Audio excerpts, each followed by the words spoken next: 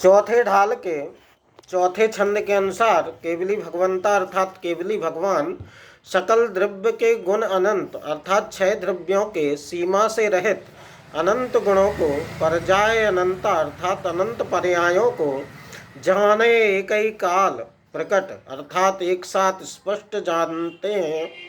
जगत में अर्थात इस संसार में ज्ञान समान अर्थात सम्यक ज्ञान के समान आन अर्थात दूसरा कोई अन्य पदार्थ सुख को कारण अर्थात सुख का कारण ना अर्थात नहीं है।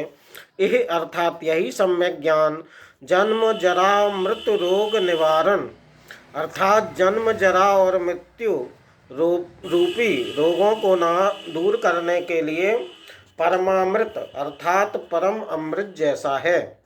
यहाँ पंडित जी कह रहे हैं कि जो सभी द्रव्यों तथा उनकी अनंत पर्यायों को एक साथ स्पष्ट जाने उसे केवल ज्ञान कहते हैं। प्रत्यक्ष ज्ञान के 2 भेदों में से दूसरा सकल प्रत्यक्ष ज्ञान है जिसे केवल ज्ञान भी कहते हैं। जो गुण और पर्याय सहित हो उसे द्रव्य कहते हैं। जो द्रव्य के पूरे हिस्से में और उसकी सब अवस्थाओं में रहता है उसे गुण कहते हैं। गुण के विकार को पर्याय कहते हैं या गुणों की अवस्था विशेष को पर्याय कहते हैं। जिनका ज्ञान आवरण रहित है वे केवली कहलाते हैं।